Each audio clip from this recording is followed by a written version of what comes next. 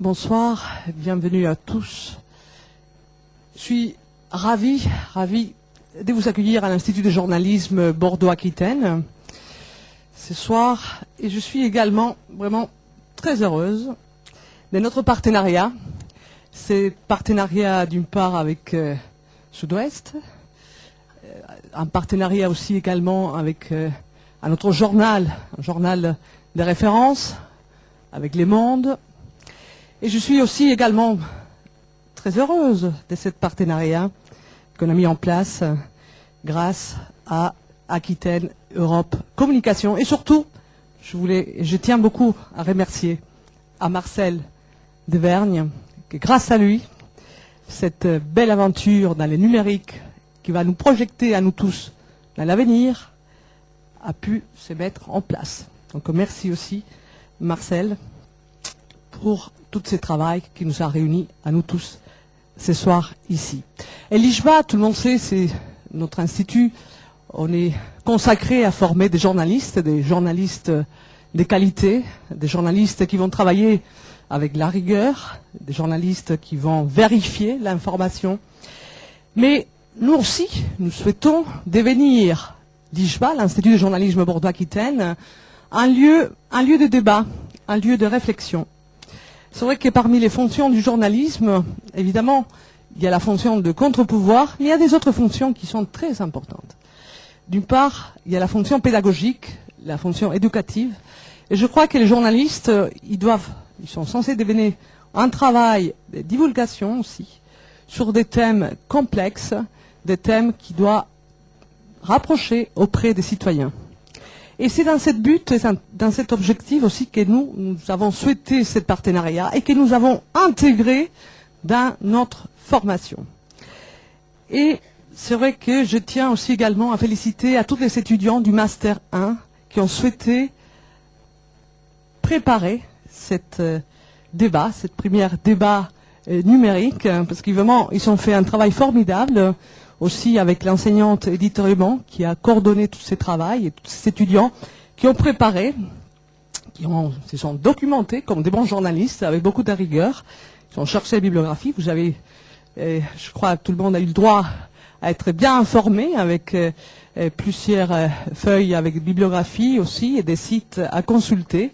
Et vous allez aussi avoir également dans notre site la possibilité, par la suite, de consulter bibliographie, mais aussi les préconisations que ce soir, on va essayer d'en tirer suite à notre débat, dans lequel on essaye de faire progresser ces débats sur cette question d'avenir. Donc je souhaite et je tiens à féliciter ce travail de tous nos étudiants. Et je tiens aussi à remercier la présence de deux journalistes qui vont débattre avec nous.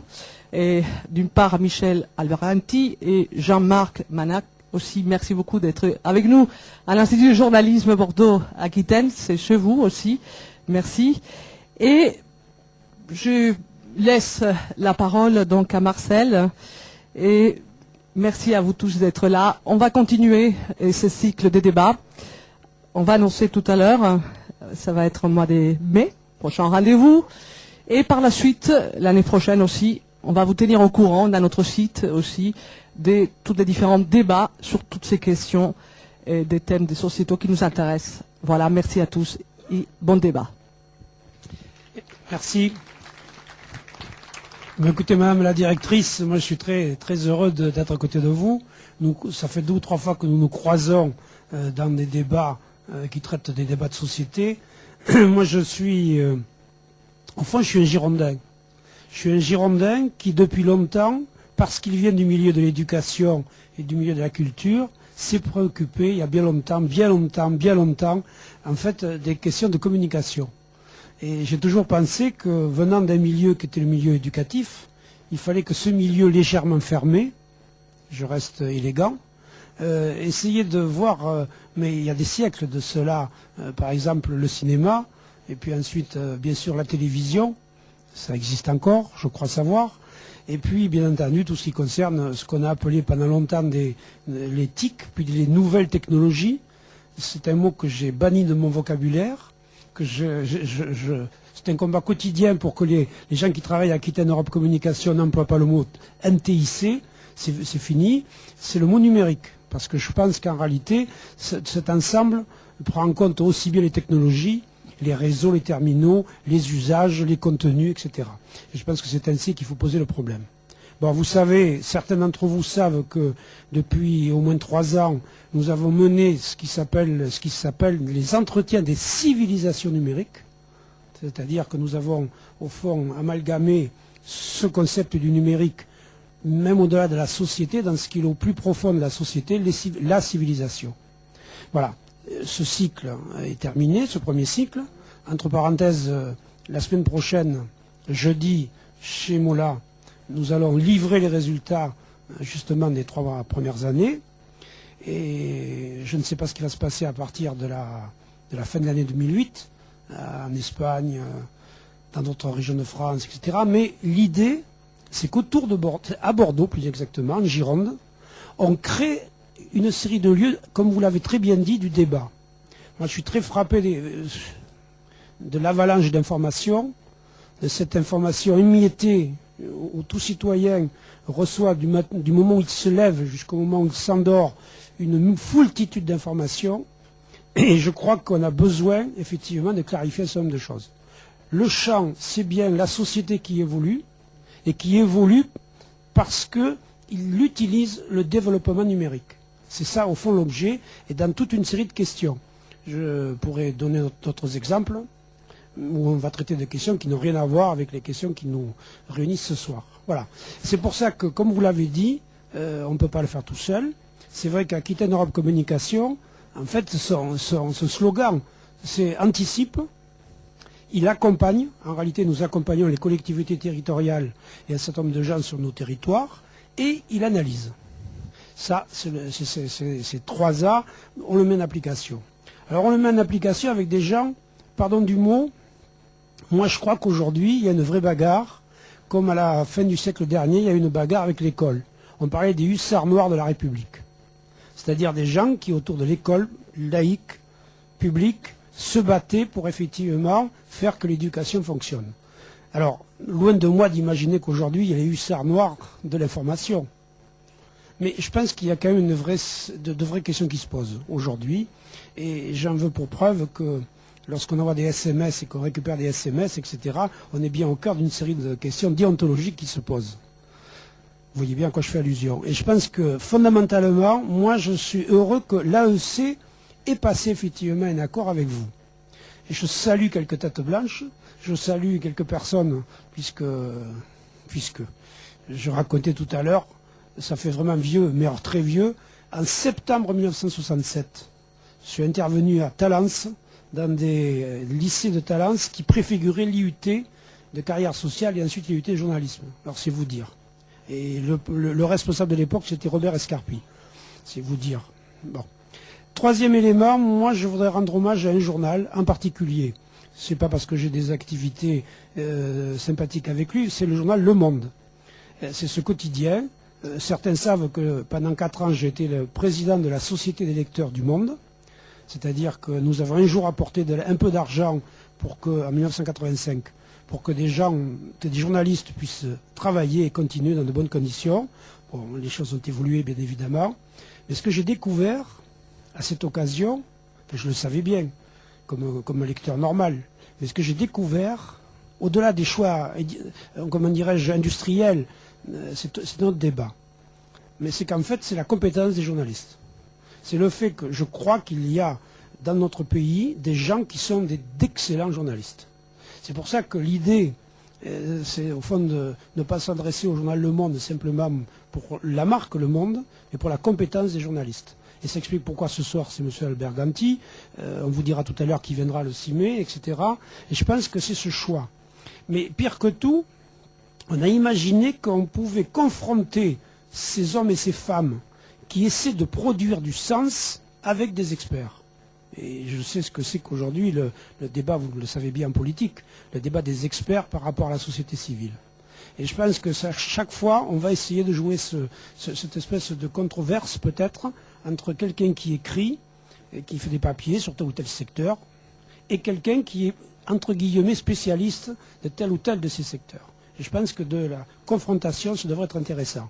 Et enfin, l'avant-dernier partenaire, bien entendu, c'est Sud-Ouest. Ce serait quand même malheureux que nous soyons ici et que nous ne puissions pas travailler avec Sud-Ouest. Je salue Pierre Tillinac qui est avec nous ce soir et qui effectivement fait que Sud-Ouest, son rôle, c'est effectivement d'accompagner. Mais de l'accompagner dans la presse écrite, entre guillemets, payante, la presse écrite gratuite, évidemment le site qui existe déjà et qui va se transformer, et la télévision TV7. Ça veut dire qu'il y a bien une articulation sur l'ensemble des médias. Et c'est pour ça qu'il y avait nécessité qu'il y ait effectivement non pas ce rapprochement, mais ce partenaire.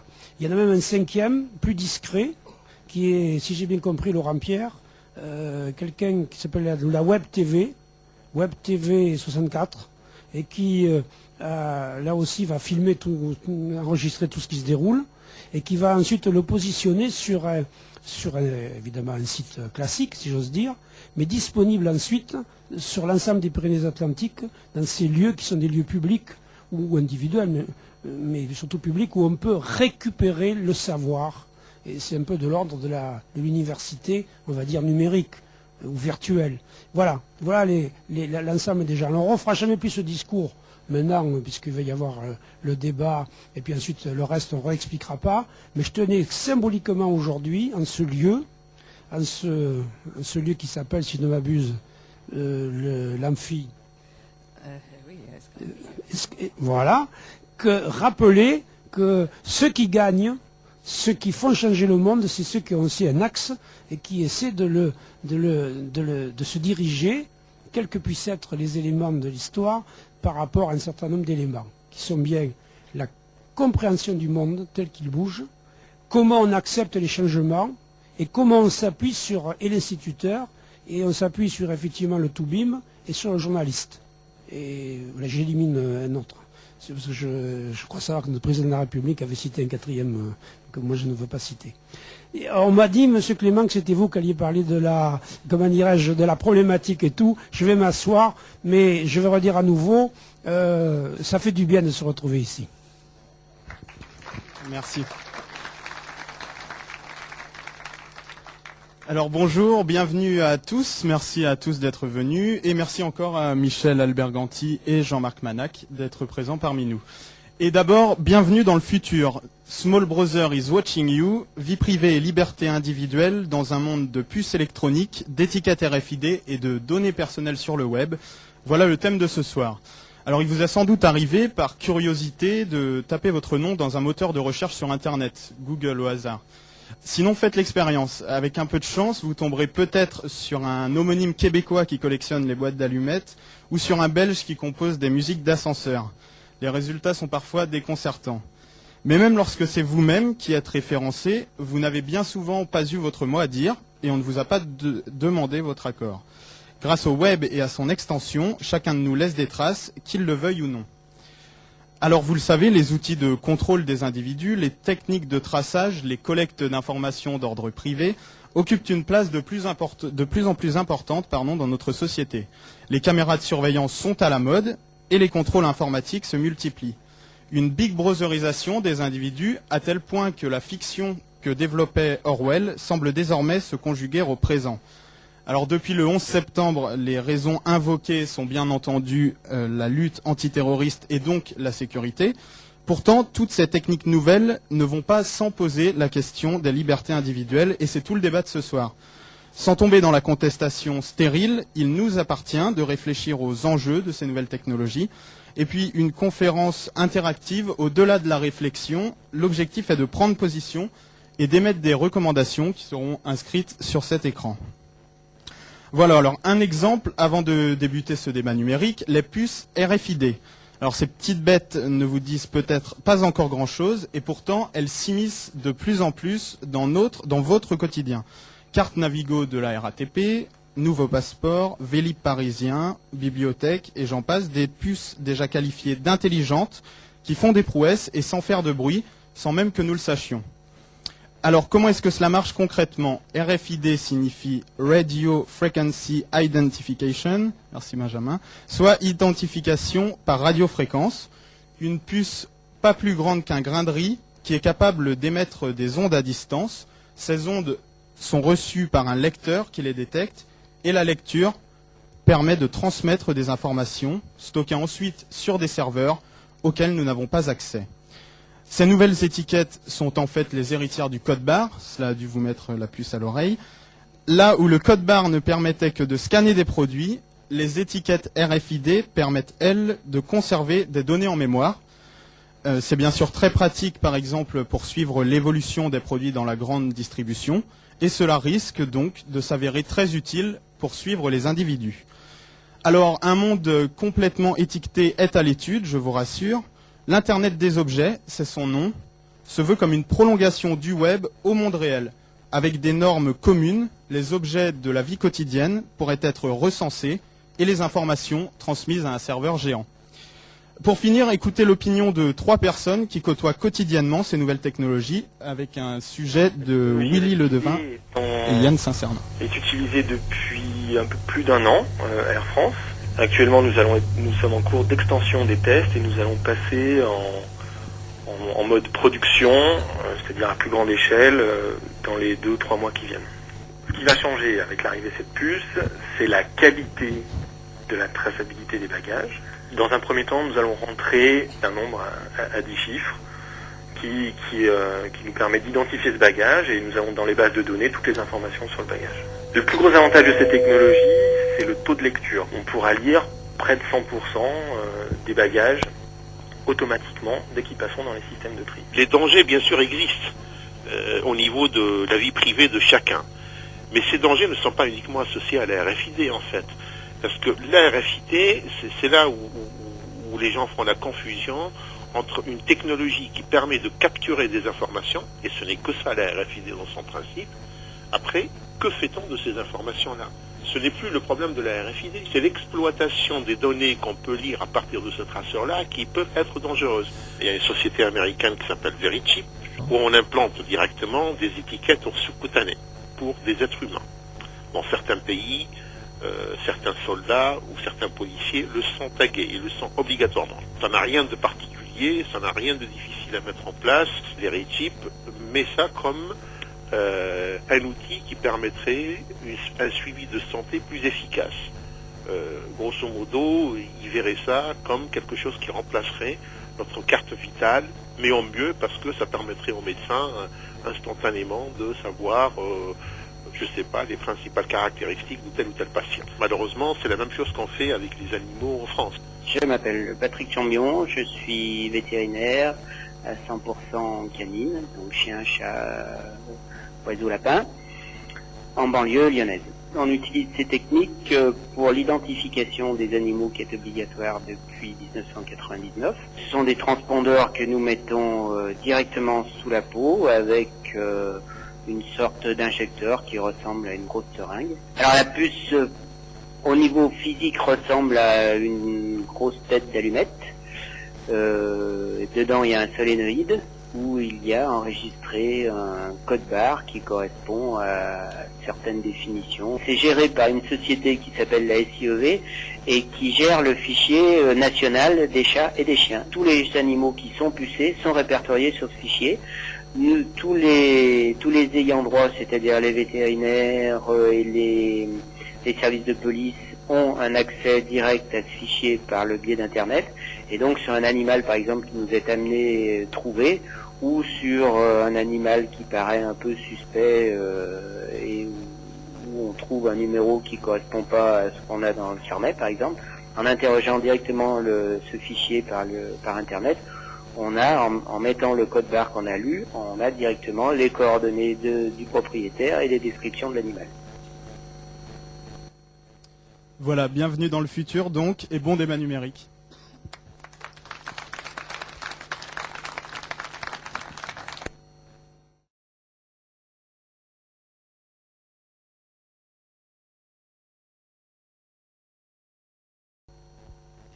Oui, bonsoir. L'idée, c'était de resituer les puces RFID dans le contexte dans lequel elles se développent, parce que ça n'est pas du tout une technologie isolée qui arriverait comme ça et qui fonctionnerait toute seule. il se trouve qu'elle arrive dans un contexte où effectivement il y a, alors j'ai trouvé 7 couches, j'aurais pu en trouver d'autres, je trouvais que le chiffre 7 était sympathique, c'est pas scientifique hein, comme décomposition, mais effectivement en partant du plus haut jusqu'au plus bas, on peut isoler ces différentes technologies. Et si je me suis intéressé à la RFID, c'est que c'est la couche la plus basse d'une certaine façon, parce que c'est celle qui est la plus proche de nous en réalité. La plus proche de nous au sens où ces puces vont équiper des objets de la vie quotidienne. Alors on a déjà eu quelques exemples, effectivement, le pass Navigo, bientôt les cartes de paiement aussi, il y a des expérimentations déjà à Besançon, à Strasbourg aussi, qui illustrent bien une application. Donc. Ça, en fait, c'est bonsoir. Ça, c'est un truc qui est donné à tous ceux qui font le marathon de Paris, mais je pense qu'il y a d'autres, l'équivalent pour plein d'autres marathons. Ils mettent ça à leurs chaussures. Et comme ça, ensuite, ils vont sur le site internet quand ils reviennent, quand ils ont fini, et ils peuvent savoir exactement à quelle heure ils sont passés à tel endroit. Donc, ils peuvent suivre l'évolution de leur parcours à la seconde près, et donc voir s'ils ont été meilleurs que l'année dernière, etc., puis meilleurs que les autres. Et puis surtout, après, ils ont la possibilité de cliquer sur un bouton pour avoir toutes les photos qui ont été prises par des caméras qui sont déclenchées par les puces RFID, pour se faire leur album photo à eux de leur marathon, et ensuite développer celles qui ont été faites. Donc, ça permet d'automatiser complètement le parcours du marathonien. Et ça, c'est une des applications ludiques, sachant que, on en parlera peut-être un petit peu tout à l'heure, mais c'est vrai qu'on voit de plus en plus d'applications ludiques au RFID, parce que si c'est fun, ça se passera plus facilement, enfin ça passera dans les mœurs plus facilement que si ça fait peur. Et souvent, ça fait peur un peu les RFID, donc... Alors ça, c'est un très bon exemple, parce qu'on voit bien là que toute l'exploitation des données captées par cette puce destinée au marathon sont visibles. C'est-à-dire, on sait que c'est parce qu'on porte la puce que le temps est mesuré, que les photos sont déclenchées automatiquement. Et le problème, par exemple, avec la RFID, c'est dont on va discuter. Moi, j'ai amené ma puce aussi, donc c'est celle du Navigo, qui, elle, ressemble pas du tout à un objet nouveau. Elle ressemble à une carte bancaire ou à une carte de téléphone. L'antenne qui permet à cette puce de communiquer est complètement invisible. Elle est noyée dans le plastique. Et ce qui se passe avec cette puce quand on l'utilise est beaucoup moins transparent que ce qu'a expliqué Jean-Marc. Quand on passe, et on a essayé d'ailleurs en venant ici, jusqu'au dernier moment, on a essayé de s'informer, on a essayé de voir dans le contrat qui est soumis aux candidats, au Navigo, c'est-à-dire les conditions générales de vente, quels sont les termes utilisés pour expliquer comment les données de cette carte sont exploitées, et c'est loin d'être transparent. Et la RATP d'ailleurs, et aussi bien que le STIF, qui est l'organisme qui gère ce service, sont extrêmement discrets sur la façon dont ils utilisent les données nominatives, puisqu'il y a 2 passes Navigo. Celui-là est le pass anonyme, qui coûte 5 € de plus, donc pour avoir cet anonymat qui s'appelle Découverte. Et l'autre pass, qui est le pass normal, disons, standard. La différence entre les deux est très très mal expliquée dans les documentations, et on ne peut absolument pas savoir exactement comment les données vont être captées quand on entre dans le métro. Quelles données exactes, il y a un grand flou sur l'anonyme, pas anonyme, le nom associé au numéro du badge ou pas. Donc le cœur du débat, comme on l'a dit, c'est pas la technologie. La technologie, elle a des applications formidables, ça va nous simplifier la vie, toutes les portes vont s'ouvrir devant nous, les objets nous reconnaîtront, ils sauront aussi quand on manquera d'eux, ils se commanderont automatiquement. Pour réalimenter le frigo. Enfin, il y a plein de choses magiques presque qui vont être possibles et qui en soi n'ont rien de critiquable. Ce qui est compliqué, c'est que plein de choses seront moins visibles et qu'on ne sera pas forcément mis au courant de la façon dont ces données qui nous concernent directement, qui concernent notre mode de vie, qui concernent nos habitudes, qui concernent notre façon même de penser parfois, puisque à partir d'un profilage extrêmement précis d'un consommateur, il est à peu près possible de tout savoir sur lui. On a dit à l'introduction qu'en allant sur Internet avec Google, on avait déjà beaucoup d'informations sur nous qui sont publiées sans qu'on sache exactement trop parfois d'où elles viennent et comment elles ont été constituées. Avec les puces RFID, c'est ça, la puissance à une puissance quasi infinie. On aura des multitudes de données qui seront collectées en permanence. Et on saura si vous achetez plutôt tel type de livre, si vous regardez plutôt tel type de film, si vous consommez plutôt tel type de produit, à quelle fréquence, où est-ce que vous faites vos courses, quel jour, quelle heure, et comment même vous promener à l'intérieur d'un supermarché en passant d'un rayon à l'autre. Donc ce suivi extrêmement précis des gens, à la fois des fois des intérêts, en tout cas il y en a beaucoup pour les gens du marketing, et en ce qui concerne le citoyen, le problème se pose quand ce pistage n'est pas transparent et quand l'individu n'est pas au courant de la façon dont ces actes sont enregistrés. Juste pour rebondir là-dessus, tu me donnais tout à l'heure le chiffre. L'année dernière, il y a eu combien de puces RFID et ils en prévoient combien pour 2016, juste pour situer un petit peu la mesure de la chose. Alors l'année dernière, les statistiques d'un organisme d'études qui publie des statistiques régulières, l'année dernière, il y aurait eu en 2007 1,7 milliard de puces vendues dans le monde, et les prévisions pour 2008 tablent sur 650 milliards pour l'année 2018. Pour 2018, c'est 650 milliards donc, de puces vendues dans la seule année 2018. Et sachant que les puces n'ont pas une durée de vie d'un an, on peut imaginer qu'à cette époque, ça sera plusieurs milliers de milliards de puces qui seront en service. Ça donne une idée, effectivement, de l'environnement dans lequel nous allons nous trouver. En ce moment, c'est la Commission européenne, Viviane Reding, qui essaye de mettre en place une recommandation sur des bonnes pratiques en matière de RFID. Et elle avait eu une expression que je trouvais très intéressante l'année dernière pour expliquer ce sur quoi elle travaillait. Elle disait, en fait, les industriels nous parlent de l'Internet des objets. Pourquoi on parle d'Internet des objets? Parce qu'en fait, ces puces RFID vont être toutes dotées d'une adresse IP, pour ceux qui savent ce que c'est, donc un numéro d'identifiant qui va être connecté à Internet. Et donc, toutes les puces RFID vont avoir leur propre adresse IP et donc vont pouvoir on va pouvoir les tracer, les suivre, les identifier, quels ont été leurs trajets, où elles sont, à qui elles appartiennent aujourd'hui, via Internet. Donc ça, c'est la logique des industriels, c'est de parler de l'Internet des objets pour améliorer le fret, la logistique, savoir où sont tels produits, etc., etc. Lutter contre la contrefaçon, c'est une des premières applications à grande échelle commerciale. Ils ont mis des puces RFID dans les capsules de Viagra, enfin dans les tubes de Viagra, vu qu'il y a beaucoup de contrefaçon de Viagra, donc ils pensent pouvoir sécuriser ou lutter contre la contrefaçon du Viagra en mettant des puces RFID dans les tubes. Et elle, ce qu'elle disait, c'est qu'en fait, il faut arrêter de penser la notion d'Internet des objets, mais parler de l'Internet des peuples. Pour une simple et bonne raison, c'est qu'à la base, c'est pas les objets qui gouvernent, c'est le peuple qui gouverne, enfin c'est les êtres humains, et qu'on va pas devenir, la démocratie va pas disparaître dans les objets. Et donc, il faut vraiment raisonner l'Internet des peuples pour comprendre les implications politiques, éthiques, philosophiques que ça va pouvoir avoir. Et en même temps, c'est assez inquiétant parce que l'Internet des peuples, ça montre aussi, c'est ce que tu écris aussi dans ton bouquin, ça montre aussi que de plus en plus notre vie à nous, de citoyens, va être régentée par les objets que l'on possède. Ou que l'on porte, même si c'est pas forcément à nous. Et de plus en plus, on va être confronté à des choix qui vont être faits non pas par un individu, ni même par soi, mais ça va être l'objet que l'on porte qui va décider si oui ou non j'ai le droit d'entrer dans tel endroit, si oui ou non j'ai le droit de faire telle ou telle action. Et donc de plus en plus, ce sont les objets qui vont gouverner une partie de nos actions. Donc quand on commence à parler de 650 milliards de puces RFID en une seule année, donc ça va être des milliers de milliards de puces RFID qui seront en activité, utilisées quotidiennement dans les pays essentiellement développés, je vous laisse imaginer ce que ça ouvre comme perspective. Donc ça a des implications bien plus qu'économiques, ça a de vraies implications politiques dont on commence à peine à soupçonner la portée réelle, quoi. Pour rebondir sur ce que dit Jean-Marc, ça me fait penser à l'expression la société de consommation. Pendant longtemps, c'est resté quelque chose d'un slogan, quoi. Enfin, du moins quelque chose qui n'était pas forcément très palpable.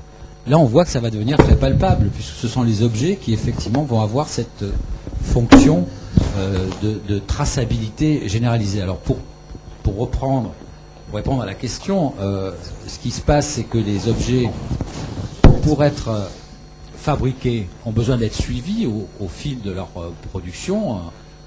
Ça va jusqu'à un yaourt ou à une boîte de petits pois. On a besoin de savoir où elle se situe dans la chaîne de production. Jusqu'à présent, on faisait ça avec des codes barres. Et maintenant, de plus en plus, au fil de la baisse du prix de vente des puces RFID, qui va tomber à quelque chose d'extrêmement bas, puisque ces puces-là sont encore en silicium, ce qui coûte assez cher, mais elles vont progressivement être imprimées avec de l'encre qui va simplement reproduire le circuit électronique sans avoir besoin de passer par le silicium, ce qui va faire encore chuter terriblement leur prix. Donc on va pouvoir les trouver sur tous les objets. Ces objets vont être tracés au fil de leur fabrication. C'est la fameuse traçabilité dont parlent les industriels qui est très précieuse, par exemple, pour retrouver un lot d'un produit qui a été mal fabriqué ou qui doit être retiré du marché. Sur ce plan-là, ça améliore énormément la sécurité. Et ce traçage se poursuit pendant la logistique, la phase logistique, où les objets sont dans un camion qui va livrer un dépôt, par exemple, ou un stock quelconque chez un distributeur. Il y a une très belle image qui a été donnée par IBM très très tôt, il y a déjà plusieurs années, d'un chargement de ce type, c'est-à-dire 2 chauffeurs d'un camion qui se retrouvent en plein désert aux États-Unis en train de conduire leur camion et qui d'un seul coup se retrouvent bloqués par une dame qui est assise à un bureau en plein milieu de la route. Et la dame leur explique que, eh bien, ils sont perdus et qu'ils ne sont pas du tout sur la route qu'ils auraient dû suivre en fonction de leur plan de route. Et les chauffeurs sont très surpris. Et la dame leur explique qu'en fait, ce sont les colis qui ont signalé qu'ils n'étaient pas sur la bonne route. Et l'un dit à l'autre, tu vois, les colis savaient qu'on était perdus. Et le deuxième dit, je sais pas, un truc comme il pourrait un jour peut-être conduire à notre place. Donc l'image, c'est quoi? C'est justement de montrer cette communication permanente qui existe entre les produits et l'industrie qui les a fabriqués. Ça se poursuit à l'intérieur d'un stock de produits dans un dépôt où là, il faut aussi gérer l'approvisionnement. Et ça se termine dans les rayons des magasins, où là, il y a un phénomène assez important qui se passe, puisque l'objet va sortir de sa chaîne de distribution. À un moment donné, qui est stratégique, qui est le passage aux caisses, eh bien, l'objet va devenir non plus un objet qui est simplement associé à son numéro, à sa carte d'identité, il va être associé également à un acheteur, c'est-à-dire l'un d'entre nous. Et la boîte de petits pois n'est plus simplement une boîte de petits pois, c'est la boîte de petits pois de Monsieur Dupont, par exemple. Ça, la puce peut le savoir. La puce peut enregistrer dans sa mémoire qu'elle a été achetée par Monsieur Dupont à tel jour, à telle heure, à tel endroit. Ensuite, cette puce peut continuer sa vie et, par exemple, se retrouver dans une poubelle avec la boîte de petits pois. Or, si elle n'est pas dans la bonne poubelle, il sera toujours possible, dans certaines situations, dans certains endroits très pointilleux sur le tri sélectif, de savoir que M. Dupont n'a pas exactement bien fait son travail. Et que peut-être il est susceptible de recevoir une amende parce que c'est pas du tout comme ça qu'il faut trier les poubelles. Là, je pousse un peu, mais c'est tout à fait le cycle d'utilisation possible. Il y a aussi la possibilité, lorsque la boîte de petits pois sera dans le frigo, qu'elle communique avec le frigo pour recommander des petits pois automatiquement si jamais elle se retrouve être vide. Donc il y a plein de possibilités. La seule chose, c'est qu'on comprend à ce moment-là que ces objets, et c'est ce qu'expliquait Jean-Marc avec cette appellation d'Internet des objets qui n'est pas forcément très transparente, mais ces objets donc sont en permanence associés à l'identité d'une personne vivante. Et de ce fait, cette identité est forgée.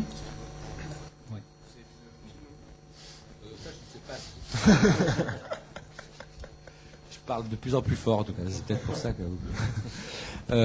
donc cette identité des personnes est déterminée de plus en plus par celle des objets qu'ils portent. Je crois qu'il y a des calculs qui ont été faits comme quoi on a à peu près 2000 objets qui nous entourent.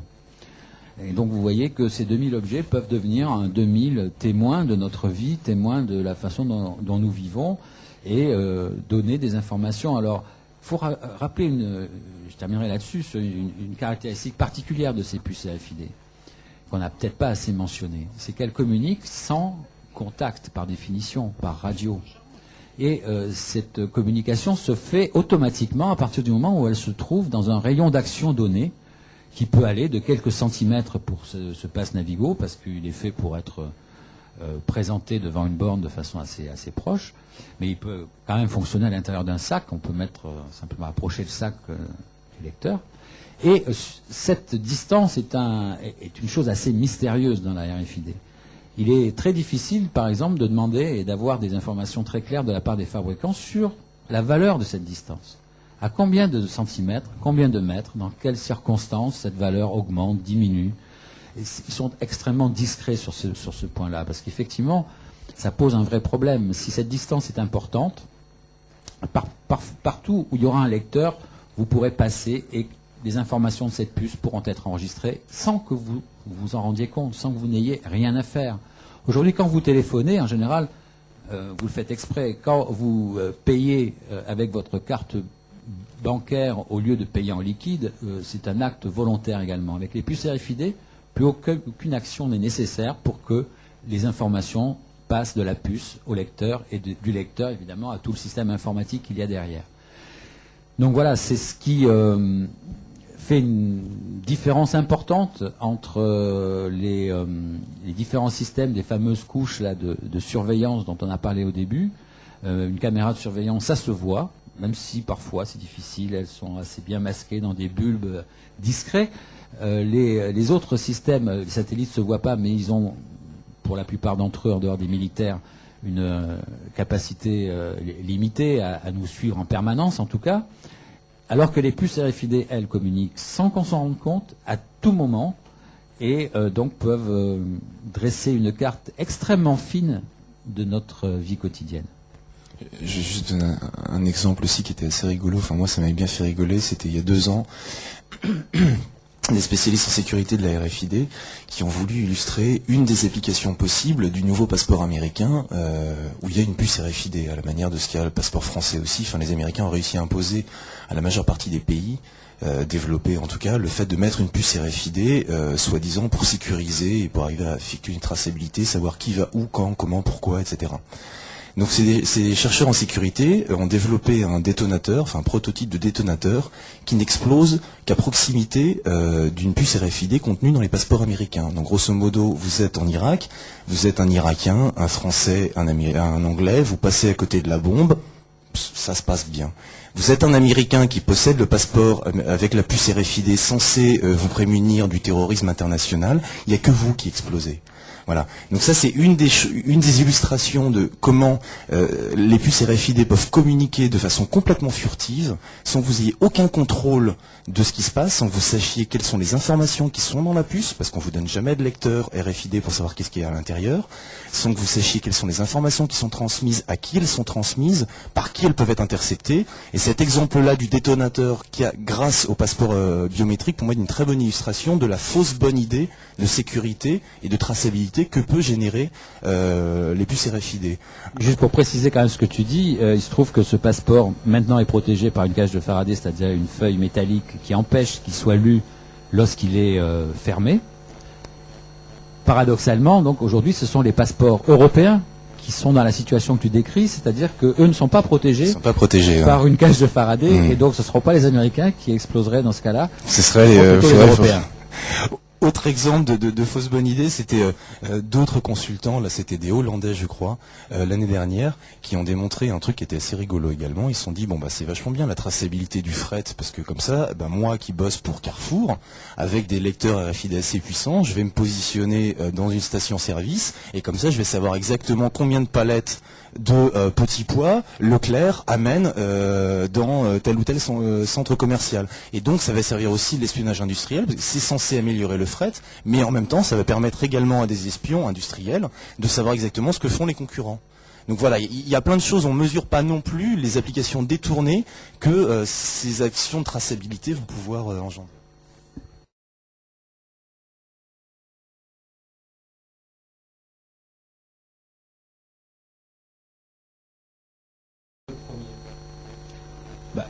Le sentiment exacerbé d'insécurité, il date de 2001 et même d'un peu avant peut-être, puisque les campagnes électorales précédentes en France avaient déjà pas mal commencé à s'interroger sur cette notion-là. Depuis 2001, les choses ont très très vite évolué. On voit le Patriot Act aux États-Unis, on voit la façon...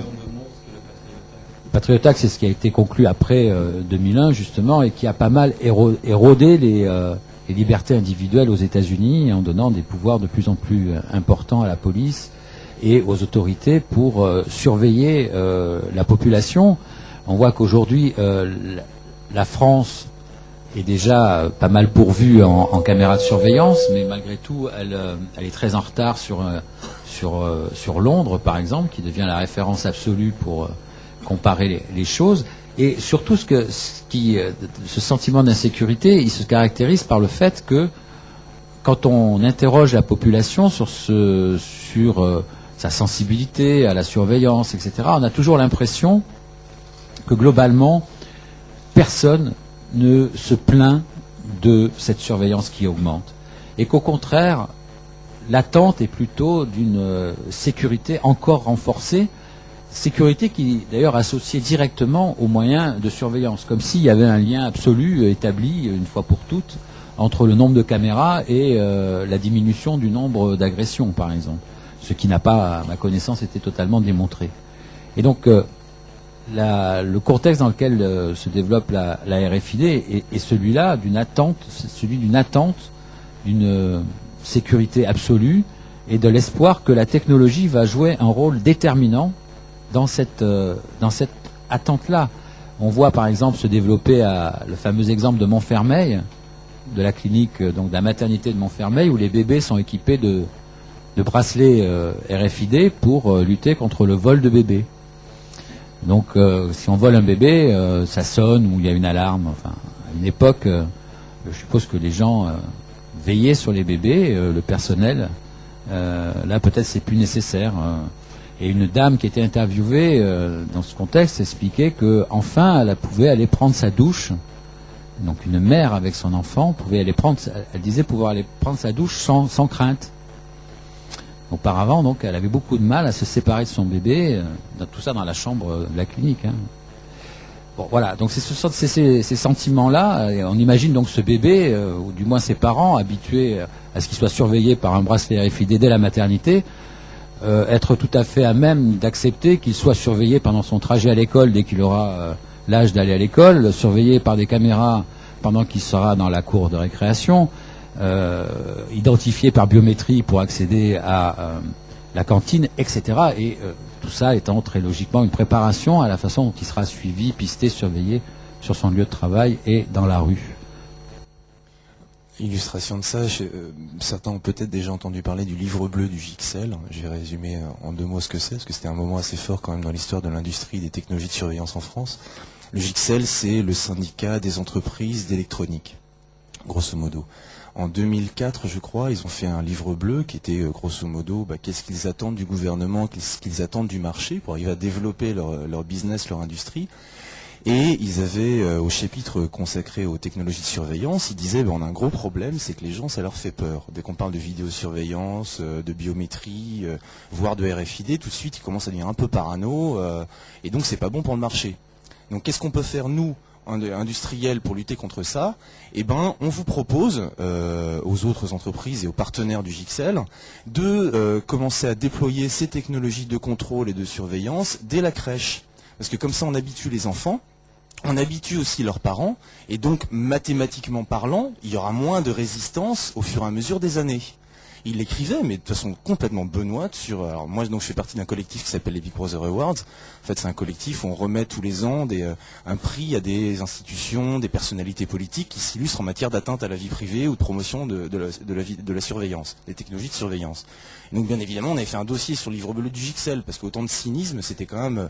résultat, ils ont retiré le livre bleu de leur site internet, ils en ont refait paraître une nouvelle version, avec le passage qui avait été soigneusement expurgé. Donc nous, on a remis le passage originel sur notre site internet, parce que on s'est dit, là, il faut qu'on suive l'évolution de ces technologies de surveillance. Est-ce que réellement ils vont s'attaquer aux crèches? Et c'est arrivé cette année, on a un nouveau dossier au Big Brother Awards. Ils ont créé, c'est à Neuilly-Plaisance, la nouvelle crèche qui s'appelle l'Abbé Pierre. À la crèche l'Abbé Pierre à Neuilly-Plaisance, maintenant les parents, quand ils viennent chercher leurs enfants à la crèche, ils doivent s'identifier par une borne biométrique. Alors je ne sais pas combien d'entre vous ont des enfants et ont déjà été à la crèche, mais grosso modo une crèche, il y a 7, 8, 10 employés et il y a 20 parents qui se battent en duel pour venir chercher les enfants. Et c'est pas suffisant d'avoir 10 personnes qui contrôlent 20 autres personnes, maintenant il faut mettre son doigt. Donc c'est vraiment l'illustration de l'érosion du sentiment de liberté, du sentiment de vie privée. On va s'attaquer effectivement aux enfants dès la maternelle, dès la crèche, voire les maternités, pour arriver à faire de telle sorte que ça se banalise complètement complètement toutes ces technologies-là, parce que fondamentalement, c'est un truc qu'on n'a pas encore dit maintenant, mais fondamentalement, il ne faut pas oublier que derrière toutes ces technologies-là, il y a énormément de milliards de dollars qui sont en jeu. C'est un business colossal. Le principal motif de déploiement de toutes ces technologies-là, c'est de gagner de l'argent, tout simplement. Après, les conséquences que ça a sur la société, on laisse les politiques prendre leur temps à la Commission européenne, voire dans les lois nationales, pour voir en quelle mesure ils peuvent encadrer ces technologies-là, sachant que les industriels ont toujours 1, 2, voire 10 ans d'avance par rapport au processus législatif qui pourront éventuellement encadrer ce déploiement-là. Parce que c'est clair qu'il y a quelques années, si on avait commencé à dire qu'on allait contrôler par biométrie les parents dans une crèche, avant 2001, jamais ce serait passé. Les jeunes, ils ont deux caractéristiques, pour ce que je peux en juger. D'abord, ils ont effectivement une notion de la vie privée et de la discrétion qui est pas du tout la même que celle des générations précédentes. Sur Facebook, on ne cherche pas à protéger sa vie privée, on cherche à l'exposer. Donc c'est tout à fait le contraire. Et c'est certain que des jeunes qui ont pratiqué ce genre d'exposition sont pas particulièrement préparés à masquer leur vie ou à essayer de protéger leur vie privée. Par ailleurs, les jeunes sont beaucoup plus habiles que les générations précédentes pour trouver des parades, trouver des moyens d'échapper aussi au contrôle. Donc tout sera dans la façon dont ils se comporteront. Si pour eux la vie privée n'a aucune espèce de valeur, ils ne feront pas l'effort de la protéger, même s'ils en ont les moyens. Et aujourd'hui, il semblerait effectivement qu'on n'accorde pas particulièrement d'importance à cette vie privée ou à cette sphère un petit peu intime, sachant qu'on a aussi, je crois, chez les jeunes, aucun sentiment, aucune sensation des conséquences que peut avoir cette exposition. Quand on fait un blog aujourd'hui, on ne se dit pas que ce qui est écrit sur Internet est assez difficile à effacer. Et que le jour où on cherchera un emploi, peut-être qu'avec Google, simplement, le futur employeur pourra trouver ce qu'on pensait de la société, de l'univers et peut-être de tas de choses à 18 ans, voire à 16 ans ou à 14, puisque maintenant, peut-être, les blogs sont effectivement accessibles aux plus jeunes. Donc il n'y a aucune projection dans la façon dont ces données seront exploitées dans le futur, avec peut-être une prise de risque pour certains de ces blogueurs qui ne se rendent pas compte de la façon dont ça sera utilisé après.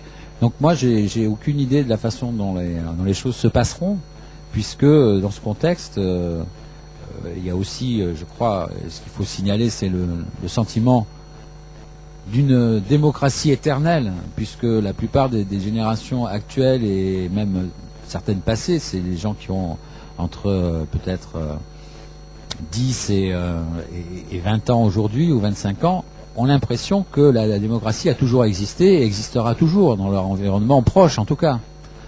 Et donc ce sentiment d'impunité vis-à-vis de la démocratie est relativement dangereux au sens où aucune précaution particulière ne sera prise pour garantir que l'État n'a pas tous les pouvoirs. Il faut voir par exemple ce qui se passe à l'étranger. Aujourd'hui, la Chine vient de dépenser 6 milliards de dollars pour équiper le pays entier de cartes d'identité, de nationale identité à RFID, dans la perspective des Jeux Olympiques. Mais donc comment la Chine utilisera ces cartes d'identité? Quelle influence ça aura sur l'évolution politique de la Chine? C'est des questions aussi qui se posent dans la mesure où les cartes RFID ne sont pas nationales, elles sont vraiment mondiales. C'est une technologie qui a vocation à effectivement se développer plus rapidement dans les pays riches, occidentaux, développés, mais qui touche déjà la Chine et qui touchera l'Inde et qui touchera progressivement l'ensemble des pays, peut-être l'Afrique en dernier, mais toujours est-il que très rapidement l'essentiel des pays seront équipés au moins pour ce qui est des documents officiels de puces RFID, et donc la question démocratique se posera totalement différemment en France et dans ces pays-là. Accessoirement, Sagem, qui est l'un des leaders, qui est français, qui est l'un des leaders en puces RFID, commence déjà à équiper en carte d'identité soit biométrique, soit RFID, certains régimes africains. C'est-à-dire que le gros avantage également en Afrique ou dans certains pays, c'est qu'ils n'ont pas de loi qui encadre ce genre de choses. Donc c'est beaucoup plus simple et qu'il n'y a pas forcément de débat politique sur ces questions-là, ni de prise de conscience.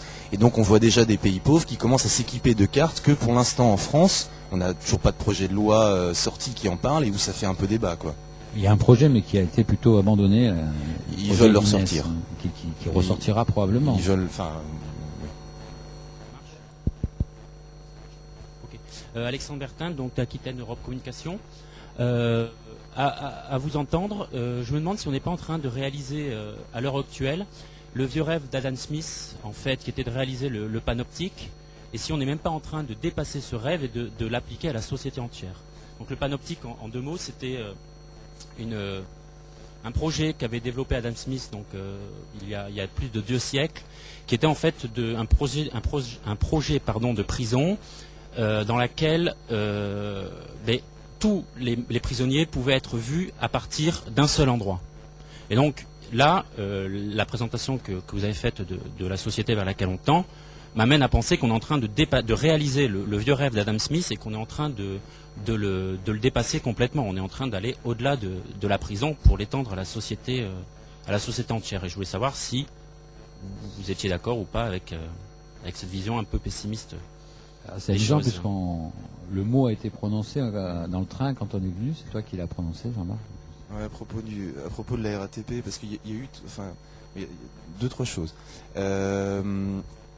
Avant de reparler de la RATP, il y a une autre expression que j'ai pas employée tout à l'heure quand je parlais de l'Internet des objets, mais qui est une expression que vous allez probablement entendre de plus en plus parler. C'est ce qu'on appelle en français l'informatique omniprésente ou l'informatique ubiquitaire, et en anglais ubiquitous computing.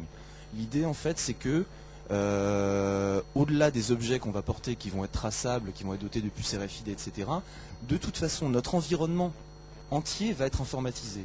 Là, il y a chez Microsoft et d'autres, ils sont en train de travailler sur le fait qu'on n'aura bientôt plus besoin de souris ni de clavier, parce que n'importe quel miroir, n'importe quelle vitre, voire n'importe quel mur, va pouvoir devenir un écran d'un simple... on va appuyer avec le doigt, ça va devenir un écran, avec un clavier virtuel, soit laser, soit un clavier où on va taper directement sur le mur, et donc tout sera informatisé, tout sera un ordinateur. Donc ça va encore plus loin que les puces RFID, donc c'est clair que sur cette histoire de panoptique, on est vraiment effectivement en ce moment, au niveau des gens qui font de la recherche et développement, de la R&D, ils sont pas dans la logique de panoptique, mais dans la logique d'informatiser absolument tout notre environnement. Avec une autre logique derrière également, notre objectif c'est de créer une réalité augmentée. C'est-à-dire qu'au lieu d'avoir, aujourd'hui tu vas dans un magasin Conforama, je sais pas quoi, et tu choisis un tapis et puis un revêtement de mur, et ben là non, dans 10, 15, 20 ans, tu appuies sur un bouton, puis là en fait tu es aux Caraïbes, tu réappuies sur le mur, et puis là non, tu es dans le désert. Enfin tout sera complètement électronique, liquide. On appelle ça aussi l'information liquide, parce que tout va se diluer comme ça sans que tu aies besoin d'être face à un clavier, face à un écran d'ordinateur.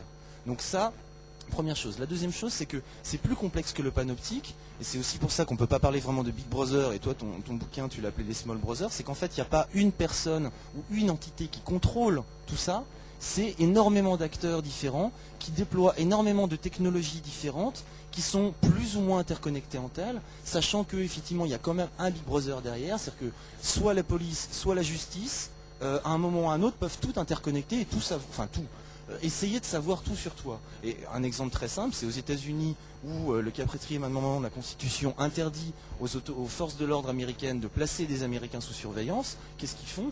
Ils délèguent ça aux boîtes privées. Donc ils vont voir Choice Point en disant est-ce que vous pouvez me dire tout ce que vous savez sur tel mec? Parce qu'ils n'ont pas le droit de le faire eux, de le mettre sous surveillance. Donc ils vont voir des prestataires privés qui, eux, ont le droit de le faire. Et dernier point, je reviens au panoptique, c'est qu'effectivement, il y a eu tout un débat autour du pass Navigo, donc à Paris, ce qui permet de rentrer dans le métro, parce que la CNIL a sorti un communiqué cet été qui disait Victoire, la CNIL avait demandé un pass Navigo anonyme, enfin il va y avoir une version anonyme du Navigo. Ce qui a fait un peu hurler de rage, en tout cas ce qui a un petit peu déplu à ceux qui avaient lancé ce pass-là, qui s'appelle en fait le pass découverte, qui n'a rien d'anonyme, au sens où je vois pas du tout comment on peut être anonyme en rentrant dans le métro, à partir du moment où on est titulaire d'une carte avec son nom, son prénom, sa photo dessus, où dans la puce, effectivement, dans la puce, il n'y a pas ton nom, il y a juste un numéro, les numéros dont ils possèdent, enfin dans la RATP et les prestataires portent la copie. Puis fondamentalement, je vois pas comment on peut être anonyme dans un espace où tu as une caméra de vidéosurveillance tous les 3 mètres. Donc, enfin voilà, il n'y a plus de notion d'anonymat, c'est pas possible. En tout cas, dans un univers où effectivement il y a de plus en plus d'informatique. ce que vous venez de nous dire, de nous décrire, c'est vrai. C'est-à-dire que, et même la fin, là, sur le iPhone, je fais pas de publicité pour... mais je rappelle que c'est symbolique, il n'y a même plus besoin de stylo, il n'y a plus que le doigt. Voilà. Donc c'est pas en 2020, c'est en fin 2007. Donc, une remarque pour sourire, mais je ne sais pas s'il faut la faire maintenant. Le spot en effet d'IBM, tel que vous l'avez raconté, est un effet extraordinairement révélateur. Alors, une petite remarque. La madame qui est assise sur son bureau, je m'excuse, mais c'est une madame qui a en plus un chignon. Et l'impression que l'on a, c'est que c'est une institutrice qui, effectivement, stop. Ça m'a toujours frappé, la manière dont on représente l'ordre. Et c'est là où vous êtes de bonne foi, mais à 99%, c'est normal, vous êtes journaliste, c'est parce que c'est pas vrai que les deux qui causent disent ah ben demain ça sera les colis qui vont conduire.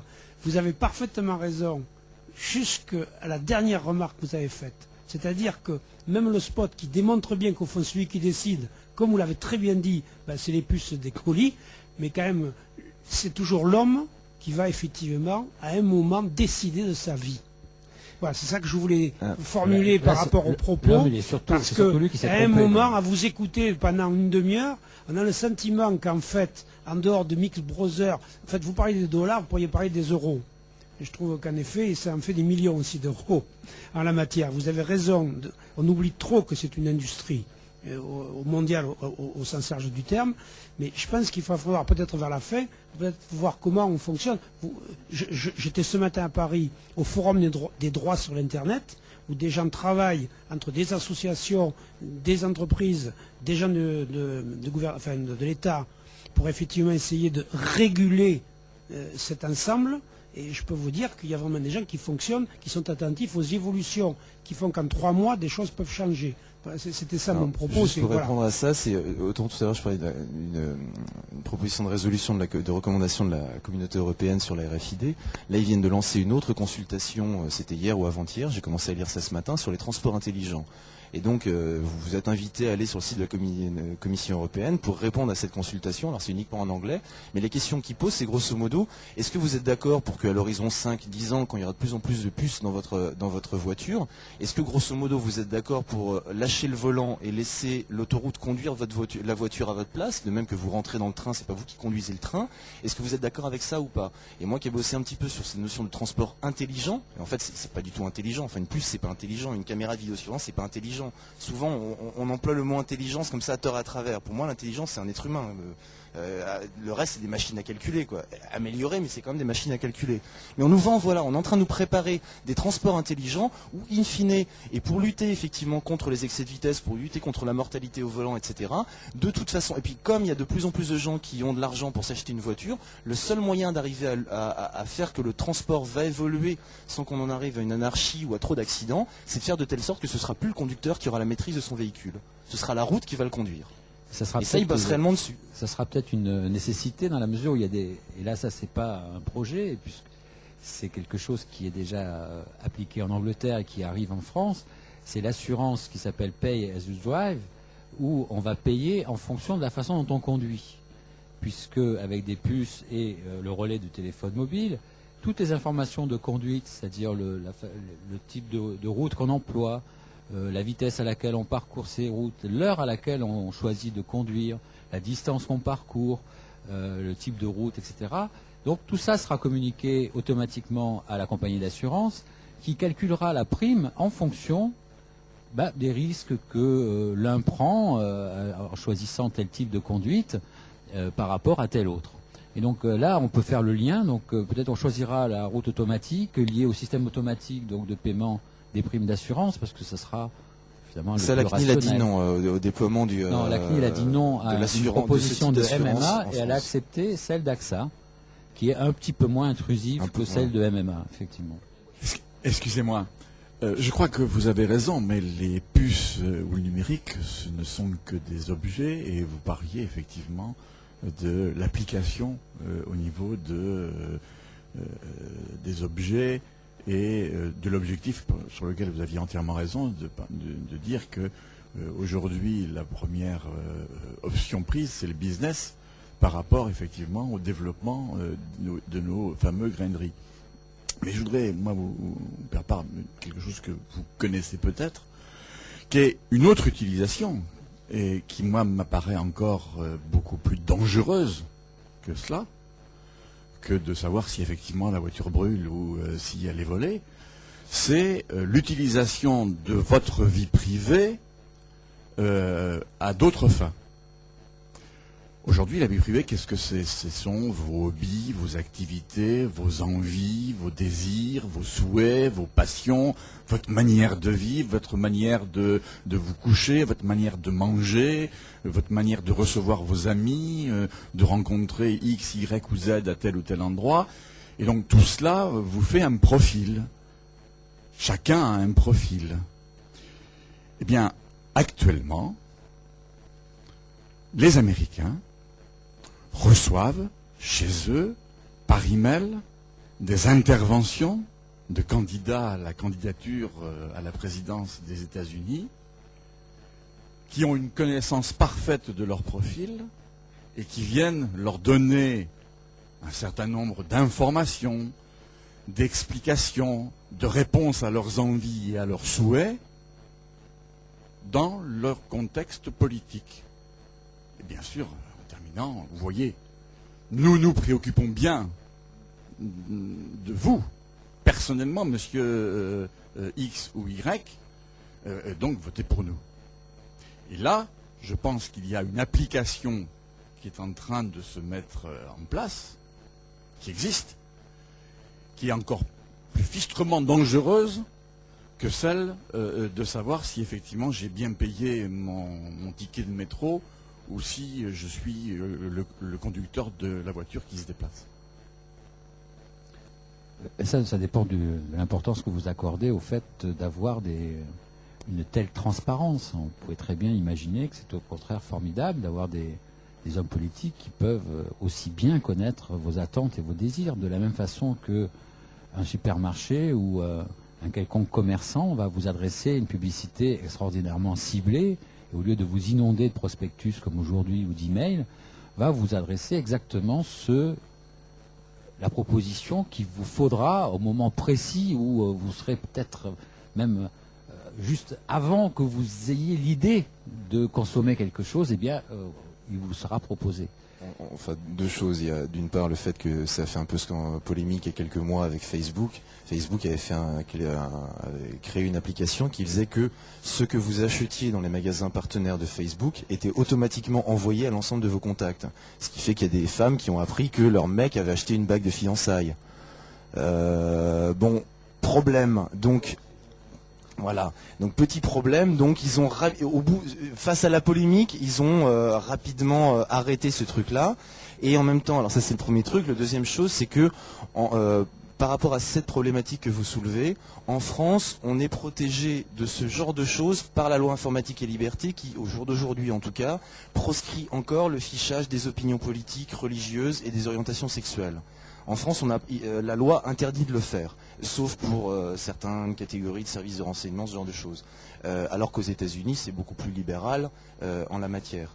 Mais c'est clair que on est dans une sorte de profusion comme ça, où les bases de données marketing essayent de capter un maximum d'informations, mais il ne faut jamais non plus oublier la capacité qu'ont les internautes à mentir. Il y a des études qui ont été faites, on en parlait récemment sur Internet Actu, où on s'aperçoit qu'il y a énormément d'internautes qui mentent, pas forcément sur tout, mais qui disent qu'ils sont des femmes quand ce sont des hommes, qui mentent sur leur date de naissance, qui mentent sur leur goût, parce que justement, sans comprendre forcément toutes les techniques qui sont déployées de marketing, ils ont compris que potentiellement ça pouvait être risqué, et donc soit ils mentent, soit ils effacent après l'historique de leur recherche. Enfin, il y a déjà des pratiques de résistance qui se développent par rapport à ces bases de données marketing. Mais c'est clair que ça, c'est par rapport à Internet, où on commence à avoir, ça fait une quinzaine d'années, enfin 14 ans que le web a explosé, alors qu'effectivement sur tout ce qui est RFID et compagnie, là on en est vraiment encore qu'aux prémices, parce qu'on ne sait pas du tout qu'est-ce que ça va donner comme traçabilité des comportements et des usages. Sachant qu'on ne peut déjà pas cacher d'avoir acheté tel livre ou tel DVD sur Internet, puisqu'on paye en général par carte bancaire et que là l'identité est parfaitement connue. Ouais, vous nous décrivez un monde en fait où la RFID serait partout Et dans toutes les applications, je reprends un peu l'idée de la MAF et de la voiture où on appuie sur un bouton quand on a un accident. Qu'est-ce qui se passe si on tombe si la machine tombe en panne et que ou par malveillance ou avec un problème, est-ce que les entreprises réfléchissent déjà à comment faire sans la RFID si on venait à la pirater, si on venait à avoir une panne généralisée dessus? Non, ça, c'est une excellente question. Ce que dit la Massif, c'est elle prend l'exemple dans l'un de leurs tests préliminaires, à un moment ils comprenaient pas parce qu'il y avait le GPS qui s'était déclenché alors que la voiture était dans un garage. Donc ce qu'ils ont fait tout de suite, alors que normalement ça se déclenche quand il y a un problème. Pourquoi il y a un problème dans un garage? A priori c'est plutôt les solutions qu'on vient chercher. Et là en fait ils se sont aperçus que le GPS s'était déclenché parce que la voiture est en train d'être lavée avec les rouleaux. Mais la personne, en fait, ce qu'ils ont fait à la Massif, c'est qu'ils ont téléphoné tout de suite au garage. Qu'est-ce qui se passe avec telle voiture? Et on les a rassurés. Bon. Après, sur le problème que vous soulevez sur les risques de détournement, de piratage, etc., ils commencent un petit peu à y réfléchir parce qu'on est quelques journalistes à leur expliquer qu'il y a des consultants en sécurité qui ont trouvé une faille dans le dispositif et on fait des papiers, donc on essaye de leur dire hey, qu'est-ce qui peut se passer. Mais c'est un des problèmes dont on parlait tout à l'heure, c'est que ils disent rien. Enfin, quand on téléphone pour avoir des renseignements sur la RFID, si pour un article laudateur sur la RFID dans un canard professionnel, ils vont vous parler. Si vous êtes un journaliste du Monde ou pire pour le Canard enchaîné ou qui s'intéresse aux usages, aux impacts sociétaux et aux risques que ça peut avoir, alors là par contre ils vous rappellent pas, ils vous mènent en bateau, ils vous sortent de la langue de bois, on ne sait pas. C'est vraiment l'opacité pas la plus complète, mais pas loin quoi. Non, je crois que c'est une question fondamentale parce que tout ce qu'on décrit là, c'est un monde parfait, c'est-à-dire c'est un fonctionnement parfait de la RFID, avec ses défauts et ses qualités d'ailleurs dans la perfection. Hein. Mais il y a deux risques qui sont la panne du système, la défaillance du système, la puce qui marche mal ou qui marche pas au moment où il faudrait qu'elle marche, et puis le détournement. On a déjà un très très grand nombre de cas de vol d'identité sur Internet. Ça devient une pratique qui explose. Et ça se passe aujourd'hui avec les numéros de carte bleue, avec des faux sites, avec la fameuse pratique du phishing. Mais demain, avec les puces RFID, si jamais ces puces sont piratées, ce qui est... ces puces sont piratées... c'est involontaire.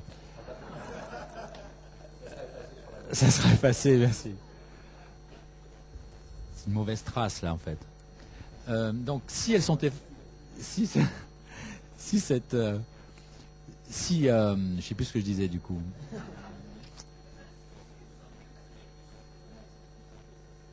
Voilà, si les puces sont effacées, ça sera difficile de prouver.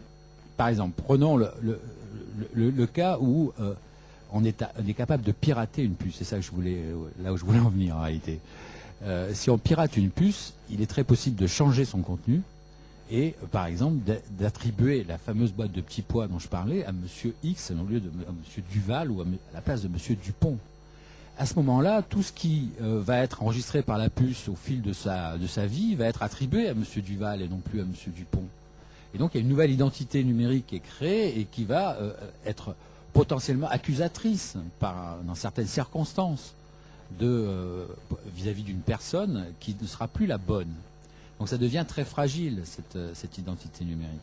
Et quand elle est volée par des pirates, elle peut également servir à se faire passer pour quelqu'un d'autre. Et quand on est dans un monde de la preuve, puisque c'est ce que Nicolas Sarkozy a annoncé comme un grand basculement en matière de justice, passer de la justice de l'aveu à celle de la preuve, là on est exactement dans cette situation-là. Les puces RFID vont créer un ensemble de preuves dont qui sera très difficile de contester, parce qu'elles seront, en apparence du moins, très objectives. C'est pas du tout la même chose que d'être accusé par un témoignage d'une voisine ou d'un voisin, qui est toujours un peu aléatoire. Là, les puces parleront, et elles parleront d'une façon très précise, en affectant donc des données comme le lieu, l'heure, la date, etc., de votre présence quelque part, par exemple. Donc toute erreur dans un système de ce type peut avoir des conséquences très très graves sur les citoyens qui seront victimes de cette espèce d'essaim d'informations qui les concerne. Quand tout va bien, c'est de l'espionnage. Quand ça commence à aller mal, ça peut se terminer, comme d'ailleurs aujourd'hui à la CNIL. Il y a déjà beaucoup de gens qui téléphonent pour se plaindre d'être victimes d'erreurs dans le fichier de la police, le STIC, Jean-Marc connaît bien, et qui, de ce fait, perdent leur travail, ne peuvent pas obtenir de prêts bancaires ou ne peuvent pas louer un appartement. Ça va jusque-là. Donc, les erreurs dans le système informatique sont peut-être peut-être qu'elles seront plus rares, ça on n'en sait pas, on n'en sait rien, peut-être qu'il y en aura énormément au contraire, le taux d'erreur dans le STIC est énorme actuellement, mais les données sont rentrées manuellement, donc ce qui peut expliquer ce taux d'erreur important. Avec les puces RFID, ça sera automatique, et il y aura toujours cette ambivalence entre des données très précises qui peuvent se retourner contre les gens si jamais il y a la moindre erreur dedans. Je vais prendre juste 2 exemples rapides. Il y a quelques années, il y avait un commissariat en Grande-Bretagne où on a voulu prendre l'ADN de tous les policiers. Au motif que quand on est sur une scène de crime et qu'on trouve un ADN, il faut être sûr que ça appartient à un suspect ou à la victime et pas à un des enquêteurs qui était présent. Les policiers ont fait bloc, ils ont dit non, c'est hors de question, avec un argument très simple et très logique. Ils ont dit si jamais vous commencez à rentrer nos identifiants ADN dans la base de données, ça va être beaucoup plus simple après pour les criminels de choper un mégot de cigarette qu'un policier aura fumé ou un verre dans lequel un policier aura bu pour ensuite le laisser intentionnellement sur une scène de crime pour l'accuser à tort. Et on a déjà des cas où on sait qu'il y a des voleurs ou des tueurs, ou enfin des gangsters, qui ont prélevé intentionnellement un échantillon ADN à l'un de leurs ennemis pour le laisser sur le lieu d'un casse qu'ils avaient fait eux pour brouiller les pistes et pour se venger. Donc ça c'est un premier truc. Et le problème c'est que pour la majeure partie des gens, l'ADN c'est la reine des preuves. Si l'ADN a parlé, c'est que c'est vrai. Alors que c'est faux. Moi j'ai déjà fait une enquête pour Le Monde justement il y a quelques années, où on a déjà un certain nombre d'erreurs judiciaires, des gens ont été en tôle, accusés à tort d'avoir été les auteurs d'un crime, alors qu'en fait ils étaient à 500 km de là. Bon. Deuxième exemple, il y a un projet de loi qui va sortir bientôt, qui est la DAFSI 2 pour ceux qui ont suivi ce projet-là, donc l'idée de réprimer le téléchargement de fichiers ou la mise à disposition de fichiers sur Internet. Et là il y a une disposition qui est assez rigolote, c'est en fait ils vont doter les agents assermentés du ministère de la Culture chargés de faire un peu la police et la justice sur Internet de pouvoir que même les antiterroristes n'ont pas. Donc il faut savoir que ceux qui échangent des fichiers sur les réseaux vont risquer plus en termes de traçabilité, de placement sous surveillance que les terroristes d'Al-Qaïda risquent. Et avec un deuxième élément qui est assez rigolo, c'est que le gouvernement va inciter les gens à installer des sortes de boîtes noires dans l'ordinateur pour vérifier que vous ne téléchargez pas, que vous ne mettez pas des fichiers à disposition. Et si on vous soupçonne un jour d'avoir mis des fichiers à disposition sur Internet, sur les réseaux peer-to-peer, ce sera à vous de démontrer que vous avez bien pris les précautions nécessaires en installant cette boîte noire dans votre ordinateur. C'est-à-dire qu'on assiste à un renversement de la charge de la preuve. Avec toutes ces technologies de contrôle, de plus en plus, c'est plus à la justice, à la police et à la justice de démontrer que vous êtes coupable de ce dont vous êtes accusé, c'est à vous de démontrer que vous êtes innocent. Et ça, c'est un vrai problème dans une démocratie. Dans une démocratie, la charge de la preuve, elle ne peut pas être renversée, je ne peux pas être présumé coupable. Et pourtant, avec cette invasion de technologies de contrôle et de surveillance, on délègue de plus en plus à des technologies le pouvoir de contrôler, de surveiller, voire de réprimer, sans passer par la justice. Et après, c'est à vous de demander à passer au tribunal, de payer un avocat pour démontrer que vous êtes innocent. Ce qui est une aberration.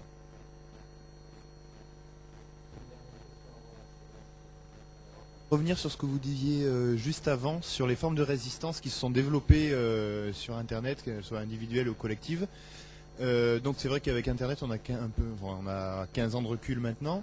Mais est-ce qu'il y a des possibilités déjà, ou des exemples même de résistance face à ces puces RFID, individuelles ou collectives? Sur les puces RFID, sur les puces RFID, les méthodes sont très connues. Elles ont même été intégrées à la norme dès le départ, puisqu'il y a un ordre qui existe dans la norme qui régit la fabrication des puces RFID, qui est un ordre qui s'appelle kill et qui sert à les tuer de façon logicielle, c'est-à-dire sans même intervenir de façon physique. Il y a aussi le fait de simplement casser l'antenne, qui en gros revient à leur couper les ailes, puisqu'elles ne peuvent plus communiquer à distance. Et puis il y a le fait d'arracher simplement la puce quand on sait où elle se trouve. Donc, il y a 1000 façons de se protéger. Il y a aussi, comme le disait Jean-Marc, même si ce n'est pas développé, il faudra que ça le soit, l'accès à son contenu, qui est une forme de résistance. Si on sait exactement quelles sont les données qui sont à l'intérieur, déjà on peut vérifier si elles sont exactes. Ensuite, on peut peut-être, si on devrait pouvoir avoir le droit d'en effacer certaines et d'en garder d'autres. S'il faut voir que ça sera compliqué le rapport qu'on va passer avec les puces RFID.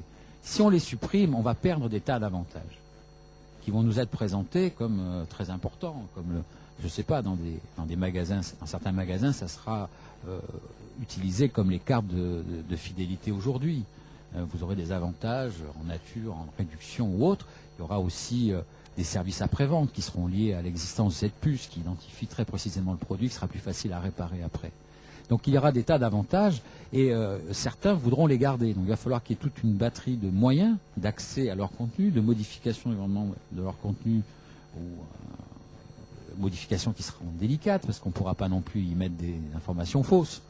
Donc toute une procédure va être à mettre au point et les propositions que fait actuellement la Commission européenne, qui sont donc soumises aux internautes depuis le 21 février, vont dans ce sens-là, vont dans le sens de l'information du public. La première précaution à prendre, la première chose à exiger, c'est de savoir qu'il y a une puce RFID, d'avoir le choix à la caisse d'un supermarché de la conserver ou de la détruire.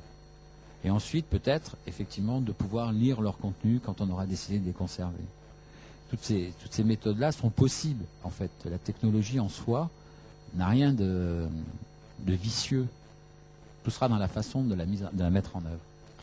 Après, un petit peu à la manière de ce qui se passe sur Internet, où il existe un certain nombre de technologies et de logiciels qui permettent de préserver son anonymat, en tout cas sa confidentialité pour être précis, parce que l'anonymat sur Internet, ça n'existe pas, ou très peu, ou pendant des très très brefs moments de temps, mais sur la durée, c'est impossible de rester anonyme sur Internet. On a un certain nombre de logiciels qui existent sur le net pour essayer de faire attention. Bon, pour l'instant, sur la RFID, il y a eu des tentatives de bloqueurs, de destructeurs de RFID. Il y a des hackers allemands qui ont bidouillé un appareil photo pour créer une sorte de mini-bombe EMP pour désactiver le circuit électronique. Une bombe EMP, c'est une explosion électromagnétique qui fait que ça désactive les circuits électroniques. C'est ce qu'ils font d'abord en Irak. Ils ont d'abord développé des bombes EMP pour killer toutes les communications, et comme ça l'armée américaine ne pouvait plus communiquer, donc c'était plus simple pour les Américains d'avancer. Donc là c'est une mini-bombe électromagnétique, mais c'est pas très pratique à porter, puis il faut surtout pas s'en servir quand on a un pacemaker par exemple. Voilà. Bon, c'est ce genre de choses. Et un des problèmes auxquels on est confronté, que je vois moi, qui travaille beaucoup justement sur les gens qui résistent ou qu'est-ce qu'ils sont en train de mettre en œuvre, c'est que on est confronté à l'opacité des technologies utilisées, c'est-à-dire que concrètement à Internet, où ce sont des technologies souvent ouvertes, dont les normes sont ouvertes, qui sont débattues publiquement sur base de logiciels libres pour un certain nombre d'entre eux, tout ce qui est RFID et compagnie, c'est pas du tout le même cas. Ce sont des cercles, des cénacles d'industriels qui discutent entre eux, qui émettent les normes, et c'est beaucoup plus complexe d'avoir les spécifications, de savoir comment ça fonctionne, et d'avoir donc un minimum de transparence qui permet à des citoyens de savoir qu'est-ce qu'ils vont faire de tous ces objets et qu'est-ce qu'ils vont faire donc de moi, in fine. Donc il y a des technologies qui commencent à être mises en œuvre, mais pour l'instant c'est vraiment les balbutiements. Enfin, sur ce qui est de la RFID, après sur la biométrie c'est un petit peu pareil, il y a plein d'exemples où on fabrique des vraies fausses empreintes digitales avec de la Playmobil, enfin avec de la pâte à modeler, enfin mais c'est de toute façon ce sera réservé à des gens qui veulent se donner les moyens de faire ça, et ce sera pas pratique du tout de le faire en permanence au quotidien. C'est impossible. De toute façon, ça c'est ce que dit Alex Turc notamment, mais on est beaucoup à le dire, mais j'emploie les termes d'Alex Turc parce que comme ça fait un peu de solennité dans le débat, donc c'est le président de la CNIL. On est dans une société de surveillance. Faut arrêter de penser que ça va arriver. On est déjà de plein pied dedans. La seule chose, c'est que ça va aller de mal en pis en termes de surveillance, qu'on aura de plus en plus. Mais on peut plus revenir en arrière. Ça c'est fini, quoi. La seule chose qui est nécessaire, c'est quand même la transparence. Parce que tu fais référence à cette opacité qui est, de mon point de vue, en plus en tant que journaliste, c'est particulièrement désagréable, mais sur le plan de la démocratie, c'est également intolérable. Il n'est pas normal que la RATP et le STIF, donc, qui est l'organisme de gestion de transport à Paris, n'expliquent pas clairement aux Parisiens la façon dont ils utilisent les données personnelles. Il n'est pas normal que sur le site du ministère de l'Intérieur, il n'y ait aucune information sur le passeport biométrique, sur la façon dont il fonctionne, sur ce qu'il y a dans la puce, sur le fait qu'elle communique à telle distance, et effectivement qu'elle n'est pas protégée d'ailleurs par ce fameux cage de Faraday. C'est absolument anormal. Et si ça existe, si finalement notre passeport est moins bien protégé du piratage que le passeport américain, ce qui est un comble absolu, puisque c'est quand même les Américains qui nous ont imposé ce passeport, eh bien c'est en grande partie à cause de l'inertie de la population française. Si personne ne réagit, en gros, il ne se passe rien et chacun agit au mieux de ses intérêts. La police n'a pas intérêt à prendre des mesures qui vont à l'encontre de la facilité qu'elle aura à retrouver des gens, puisque c'est son rôle. Et de la même façon, la RATP n'a pas besoin de faire des efforts énormes pour donner à son pass un petit côté flicage si elle n'y est pas contrainte. D'ailleurs, sans la CNIL, le passeport découverte, le pass découverte dont j'ai parlé tout à l'heure, qui est donc plus anonyme que le premier, n'existerait pas. C'est parce qu'il y a eu la CNIL, mais la CNIL ne suffit pas. On voit que la CNIL, par exemple, n'a pas obtenu que les indications qui sont données pour le pass Navigo soient lisibles par tout un chacun et qu'on comprenne ce qui se passe avec le pass Navigo quand on l'utilise. Or, sur le plan légal, j'ai posé la question à la CNIL, sur le plan légal, les mentions existent. Seulement, il n'y a que les légistes qui peuvent les comprendre. Je vais donner une autre illustration de ce problème d'opacité sur la carte vitale, qui est quand même la première carte à puce à grande échelle déployée à l'initiative du gouvernement, enfin de l'administration, à l'ensemble de la population française, enfin des gens qui résident en France. Sur la carte vitale, pendant des années, le GIE Carte Vitale nous disait « Vous inquiétez pas, les informations confidentielles qu'il y a à l'intérieur, bien évidemment, nous ne sommes pas des débiles, nous les avons sécurisées. » Il y a 1 an et demi, j'ai rencontré 2 électroniciens qui se sont dit « Tiens, on va quand même vérifier. » Ça fait des années qu'ils nous le disent, on va vérifier. Ils se sont aperçus qu'il y avait effectivement un mécanisme de sécurité dans la carte vitale, mais juste ils ne l'avaient pas activé. Voilà. Donc pendant des années, ils ont menti ouvertement. Pourquoi ils n'ont pas activé le mécanisme de sécurité et donc pourquoi ils n'ont pas garanti la confidentialité des données qu'il y avait dans la carte vitale? On n'a pas de réponse officielle. Donc moi je traduis que probablement ça devait être un choix industriel, c'est-à-dire économique, que ça devait coûter plus d'argent et qu'ils ont dû faire des économies là-dessus. J'ai sorti l'information à Internet Actu, ça a été repris ensuite dans 2-3 journaux, 1 ou 2 reportages télé, le dimanche. Le lundi, il y avait un communiqué de 10 lignes sur le site Carte Vitale qui disait « Mais vous inquiétez pas, dans la prochaine carte vitale, on va mettre une photo pour mieux vous identifier et on va l'activer ce mécanisme de sécurité. Fermez les bancs, passons à autre chose. » Il n'y a pas eu de réaction de la CNIL, il n'y a pas eu d'enquête de police, il n'y a pas eu de sanctions, il n'y a pas eu de désaveu, il n'y a rien eu. Alors que c'était là, on avait vraiment pris la main dans le sac, une opération de mensonge éhonté depuis des années sur quelque chose qui est sensible. La carte vitale, c'est sensible.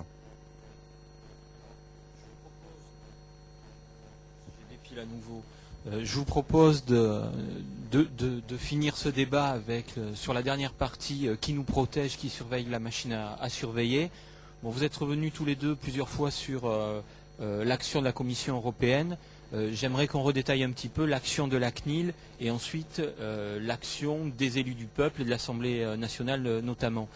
Alors Jean-Marc, au niveau de la CNIL, peut-être un rappel sur la loi de 78 et la loi de 2004. On ne va pas rentrer dans les détails, mais surtout, quels sont les gens qui ont créé ces lois au niveau de l'évolution de la société? En fait, la loi de 78, donc la loi informatique et liberté, la réflexion a commencé en 74. Il y a eu un article dans Le Monde, et dit-on aussi dans le Canard enchaîné, je sais pas, j'ai vu le papier du Monde, qui parlait d'un projet qui s'appelait Safari. À l'époque, c'était Chirac qui était au ministère de l'Intérieur. L'idée du projet Safari, c'était d'utiliser un des méga ordinateurs qu'à l'époque la France possédait pour interconnecter l'ensemble des bases de données de l'administration française. Alors le nom Safari était probablement pas une bonne idée. Ça n'a pas aidé l'opinion publique à être convaincue du bon vouloir de l'État français et du ministère de l'Intérieur avec cette méga base de données. Et ça a lancé tout un débat et toute une polémique en France sur jusqu'où on peut aller dans l'informatisation des fichiers, dans l'interconnexion des fichiers et dans l'informatisation des données personnelles. 4 ans plus tard, donc un débat au Parlement avec l'adoption de la loi informatique et liberté qui stipule dans son premier article que l'informatique est au service des citoyens et qu'on ne peut pas faire n'importe quoi avec les données, qu'on n'a pas le droit de ficher donc les préférences religieuses, j'en parlais tout à l'heure, qu'il y a un droit d'accès, de rectification que les citoyens doivent avoir sur les fichiers, et qui aussi crée la CNIL, Commission nationale de l'informatique et des libertés. Je vous passe les détails. En 95, directive européenne sur la protection de la vie privée, que la France doit transposer. La France avait jusqu'en 98 pour la transposer, elle l'a fait en 2004. Donc elle était un peu dans l'illégalité pendant quelques années, mais ça a commencé à être habitué à la France, parce que sur les fichiers policiers, tout à l'heure tu parlais un petit peu du STIC. Le STIC, c'est un fichier policier, une sorte de casier judiciaire bis qui a été utilisé pendant 6 ans par la police nationale en toute illégalité. Judex, qui est son équivalent chez les gendarmes, a été utilisé pendant 25 ans avant d'être légalisé. Donc ce sont des fichiers de suspects. Donc on a une longue tradition en France de fichiers, notamment de fichiers policiers, illégaux, et qui ont été légalisés en 2004, avec un article que je trouve absolument génial dans la loi informatique et liberté, qui stipule que tous les fichiers de police ont le droit d'être dans l'illégalité jusqu'en 2010. Donc ça, c'est la loi informatique et liberté, nouvelle mouture, telle qu'elle a été adoptée en 2004. Dans cette loi informatique et liberté de 2004, qui est censée répondre à l'évolution de l'informatique, et donc de l'Internet, vu qu'en 78, Internet, c'était quand même pas tout à fait ça, il y a une évolution majeure qui dit que la CNIL, auparavant, avec la loi de 78, avait un droit de regard. C'est-à-dire que sur les fichiers justement portant sur l'ensemble de la population, type carte vitale, carte d'identité, ou sur les fichiers de police ou des services de renseignement, la CNIL peut dire non, ce fichier est illégal, vous n'avez pas le droit de le déployer. En 2004, ils ont résolu le problème en disant, maintenant, on va demander son avis à la CNIL, on va publier l'avis de la CNIL au journal officiel, mais on n'a plus à en tenir compte.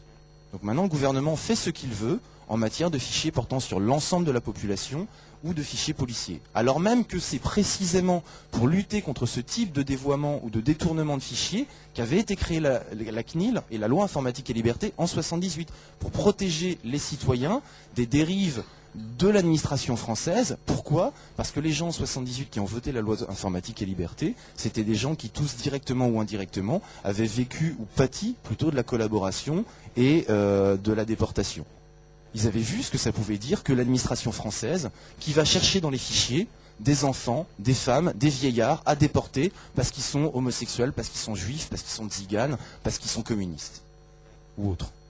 Et c'est pour ça vraiment que la loi informatique et liberté a été créée. Enfin, en partie pour ça, pour éviter qu'on ne revive ce qui s'était passé en 39-45.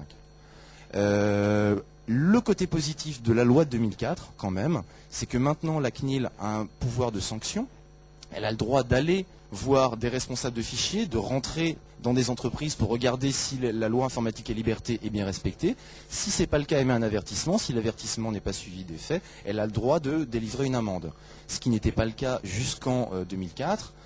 Moi, j'aurais juste une toute petite réserve à ce titre-là, c'est que entre 78 et 2004, la CNIL pouvait tout à fait transmettre au parquet et donc à la justice les informations et les dossiers dont elle avait connaissance et qui étaient clairement litigieux.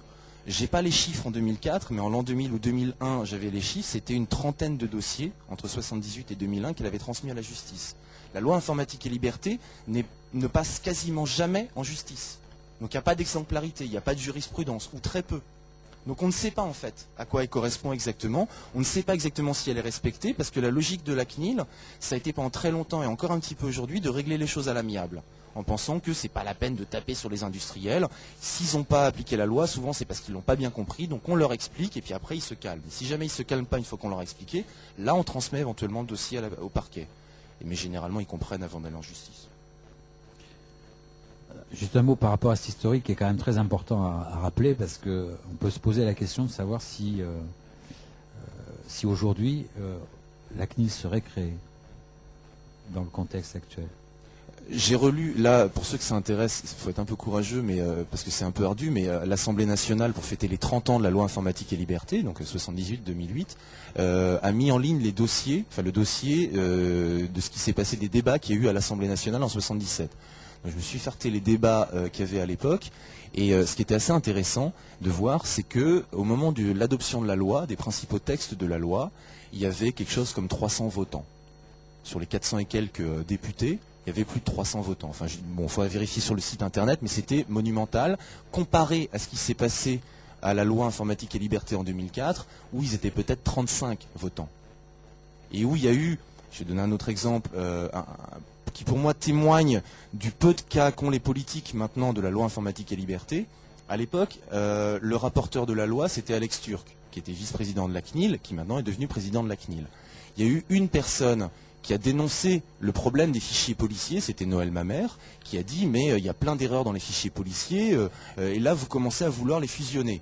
Il faudrait d'abord y mettre un terme, en tout cas régler les problèmes de toutes ces erreurs avant de les fusionner. La réponse d'Alex Turc, qui était donc à la fois vice-président de la CNIL et rapporteur de la loi, a dit « Monsieur Mamère, arrêtez ces propos surréalistes qui vous déconsidèrent. Ces deux fichiers ont exactement la même finalité, donc il n'y a absolument aucun problème au regard de la loi informatique et liberté de les fusionner. » À aucun moment, Alex Turc n'a dit que le stick avait été illégal pendant 6 ans et était truffé d'erreurs et que Judex était encore, à l'époque du débat parlementaire, était encore dans l'illégalité. À partir du moment où on est dans un climat comme ça, où le vice-président de la CNIL, rapporteur de la loi, ne dénonce pas des choses qui sont manifestement à l'encontre de la loi qu'il est censé incarner, où ça se passe dans un hémicycle désert, et où il y a un seul député qui réagit et qui se fait rabrouer par la personne qui est à la tête de la CNIL, bon, il ne faut pas s'étonner si effectivement il y a une érosion des libertés. Il n'y a plus de conscience politique de ces problèmes de vie privée. En tout cas, pas à ce niveau-là. Non, je crois que, sans vouloir défendre absolument Alex Turc, je pense que le pauvre est quand même très isolé. C'est ça son problème. Et que il fait l'objet de pression. Voilà, il défend ce qu'il a à défendre parce qu'il est quand même, ou alors il démissionne s'il n'est pas d'accord avec la loi qui a été votée. Et donc, le problème, c'est ce climat-là. C'est un climat dans lequel, effectivement, le débat sur les libertés, sur cette surveillance, qui est quand même un phénomène majeur dans la société actuelle, eh bien ce débat n'a existé ni dans les dernières élections présidentielles, législatives, voire municipales, puisque c'est souvent un problème municipal aussi, la multiplication des caméras de surveillance. Eh bien, aucun débat autour de ces notions-là n'a véritablement existé. Et ça, c'est ça le problème auquel est confrontée la CNIL. La CNIL toute seule n'est pas... D'abord, c'est une commission gouvernementale pour l'instant. Elle n'est absolument pas indépendante. Elle est liée au budget qui est voté par le gouvernement. Elle peut disparaître du jour au lendemain. Et on a un peu l'impression aujourd'hui que si elle disparaissait du jour au lendemain, il y aurait une seule réaction, c'est la satisfaction des industriels à qui elle complique un peu la vie puisqu'ils sont obligés de demander des autorisations. Pour le reste, c'est qui manifesterait aujourd'hui dans la rue si la CNIL était dissoute? Et selon vous, c'est un problème de désintérêt ou un problème de manque d'information de la part des élus ou de la part du public? Je pense que le public est moins sensible à cette notion de liberté et qu'il a remplacé ce besoin de liberté qui, pendant longtemps, est paru indispensable dans une démocratie par un besoin de sécurité. On a réalisé une forme de substitution de l'un à l'autre. Et aujourd'hui, eh bien, on paye la liberté avec la sécurité.